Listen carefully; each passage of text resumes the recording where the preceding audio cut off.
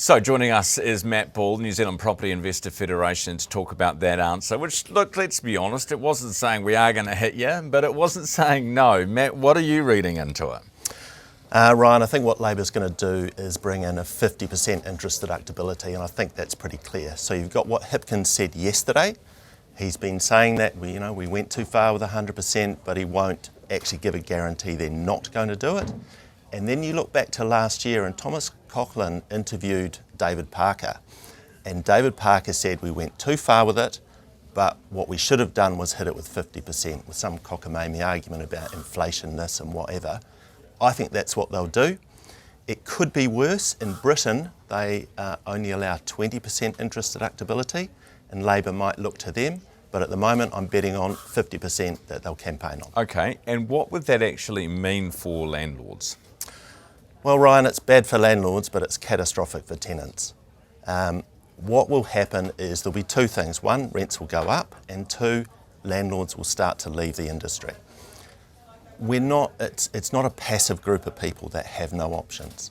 So the immediate reaction is landlords will assess the rentals that they're getting for their properties.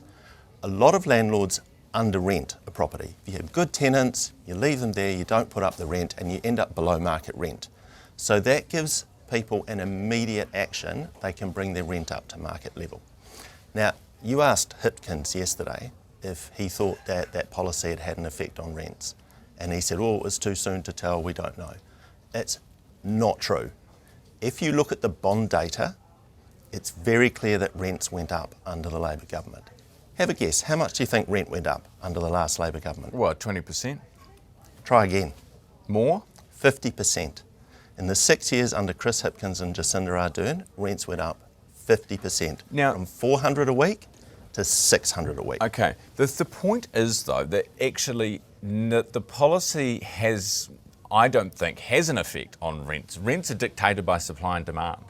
So to come out and say either one way it's going to increase rents or the other is going to decrease rents, I think is a misnomer, isn't it? No, absolutely not. So I've talked to a lot of landlords about what happened last time and what their reaction was. And they were kind of in two camps. There were people like me who foolishly thought, oh, this won't be too bad. And then there were people who thought about it a bit more and acted immediately. So that group put up rents straight away. Where they were renting for below market, they just put the rents up straight away to get ahead of the curve.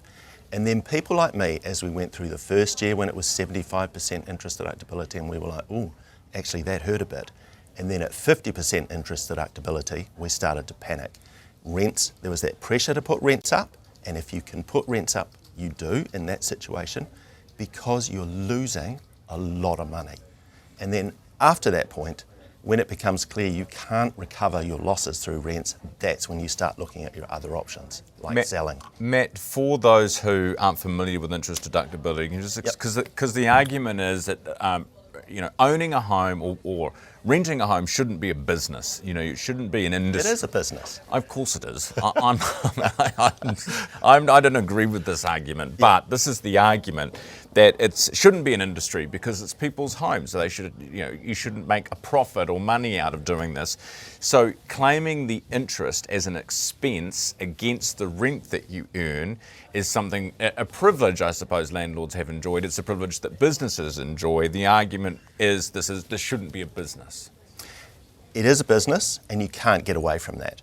Every single other business in the country is able to claim their interest costs as an expense. And the argument that landlords shouldn't be allowed to do it is a bit like saying, well, taxi drivers have a car, and I can't claim the interest on the loan that I use to pay my car, so taxi drivers shouldn't be allowed either. That just doesn't wash. It is a business. And the important thing on this is, if private landlords didn't exist and provide nearly 600,000 homes to their fellow New Zealanders, who would do it? Would the government do it? No. Private landlords are much more nimble. They're able to provide and meet the demand where it's needed. They're able to build new properties, add bedrooms, upgrade. There's a lot of work goes into it. It's a real business, and we deliver for the people of New Zealand. Matt, appreciate your time this morning. Thanks for being with me. Matt Ball, the New Zealand Property Investor Federation.